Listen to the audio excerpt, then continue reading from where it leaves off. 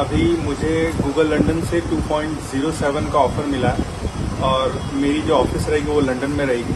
तो यही मेरी उपलब्धि और काफ़ी एक्साइटेड हूँ। एक नई सिटी में मुझे जाना पड़ेगा और लंदन काफ़ी ब्यूटीफुल है और फिर गूगल में काम करने का मौका मिलेगा। हमेशा से बहुत सॉफ्टवेयर इंजीनियर्स का एक ड्रीम रहता है कि वो जाके गूगल में काम करें। तो मैं भी बहुत एक्साइटेड हूँ कि मैं और बड़े इम्पैक्टफुल प्रोजेक्ट्स पे काम कर सकूँगा गूगल में। क्या लगता है कि किस तरह से आपको ये सफलता प्राप्त हुआ है? क्या क्या आपने इस दौरान में परेशानियों को झेला है कि हमें यहाँ तक पहुँचना है? जी, मैं ऑलरेडी एक कंपनी में काम कर रहा था और उस दौरान इन इंटरव्यूज़ की प्रिपरेशन करना वो एक बड़ा चुनौती था, क्योंकि हमारा टाइम एटलीस्ट 8 to 9 आवर्स तो मुझे जॉब में ही देना पड़ता था। उसके अलावा मुझे जो भी टाइम बचता था उसमें मैं इंटरव्यूज़ की तैयारी करता था। तो एक प्रॉपर स्ट्रैटेजी निकालना इंटरव्यूज़ के लिए बहुत इंपॉर्टेंट था और उस स्ट्रैटेजी के साथ कंसिस्टेंसी होना बहुत ज़रूरी था। फिर मैंने जितना भी टाइम मुझे मिला उसमें मैंने कोडिंग की अच्छे से तैयारी की, अपने बिहेवियरल क्वेश्चंस की अच्छे से तैयारी की और फिर जाके मुझे सारे इंटरव्यूज़ मैं क्रैक कर पाया। इससे पहले आपने अमेज़न पर किए थे, उसमें आप कितने तक काम किए थे? जी, मैंने अमेज़ॉन अगस्त 2022 से मार्च 2023 तक काम किया। उसके बाद मैं मई में एक नई कंपनी जो जर्मन इन्वेस्टमेंट बैंक कंपनी है वहाँ पे मैंने डॉइचे बैंक में काम किया, उनके फॉरेन एक्सचेंज ट्रेडिंग यूनिट में। और फिर अब मैं जाके गूगल ज्वाइन करने वाला हूँ अक्टूबर से। क्या पैकेज पर आपको मतलब लंदन में दिया गया है? जी, द पैकेज इज 2.07। गांव की मिट्टी से लेके आप विदेश सफर करें, गांव की मिट्टी की आपको विदेश तक लेके गया है। तो क्या इस क्षेत्र के लिए आप क्या कहना चाहते हैं, युवाओं के लिए क्या कहना चाहते हैं?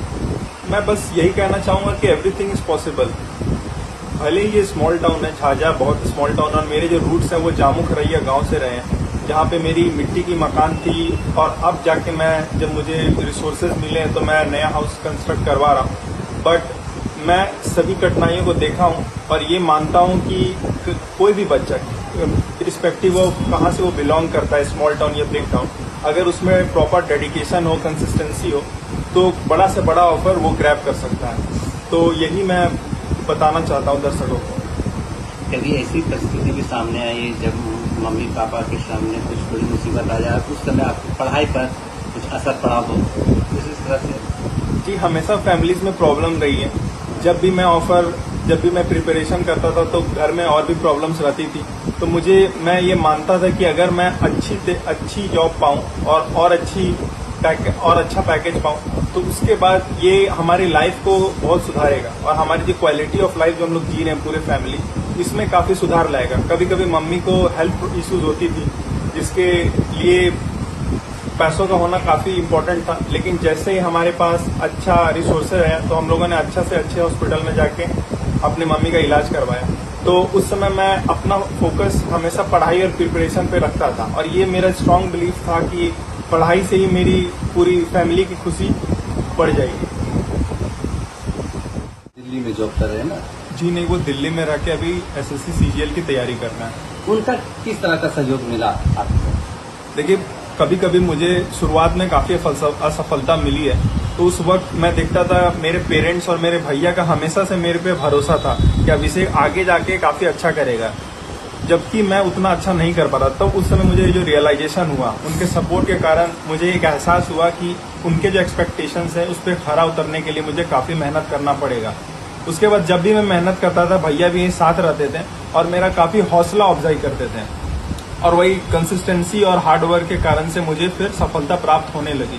तो इसमें भैया और मेरे पेरेंट्स का बहुत बड़ा योगदान है। मतलब मेरा जो आई ओपन हुआ है, मेहनत की तरफ मेरा जो रुझान जो जनरेट हुआ है, उसमें मेरे भैया और मेरे मम्मी पापा का बहुत बड़ा कंट्रीब्यूशन है। और मेरे भैया भी काफ़ी ज़्यादा मेहनत करते थे, तो उनसे भी मैं देख के काफ़ी कुछ सीखता था और सीखते सीखते आज मुझे जाके मतलब अच्छा ऑफर्स मिल रहे हैं कंपनीज से। आपकी प्रारंभिक पढ़ाई कहाँ से शुरुआत हुई है? जी, मैंने क्लास 5th तक सर डॉनिक्स स्कूल झाझा से पढ़ाई की। फिर मैं क्लास 6 से 10 तक सन जोसेफ स्कूल झाझा में पढ़ाई की। उसके बाद फिर मैं कोटा में JEE की प्रिपरेशन के लिए गया।